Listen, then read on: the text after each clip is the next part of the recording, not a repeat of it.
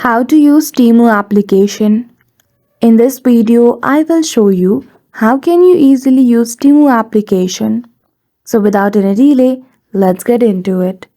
For that, firstly you need to download the Temu application on your device. Then after, open the application. Now, if you have not logged in with your account details, firstly log in. After that, you will be directed to the home page of your account where you can find a lot of items which you might want to purchase.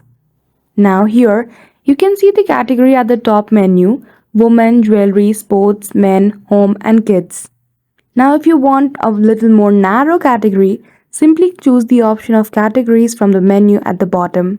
As you can see, there are more categories here which might interest you.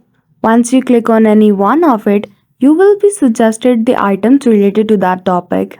Now here at the top in filters, you can see the option of color. If you want a particular color of that item, simply choose that. You can also have the option of materials. Now in the sort by option, you can also choose the items according to their price. After that, now we will be heading toward the profile area. So click on the U icon. Here you can see a lot of options. Messages, you might be receiving messages from the seller or simply the Temu application about new updates. After that, you have the option of your order.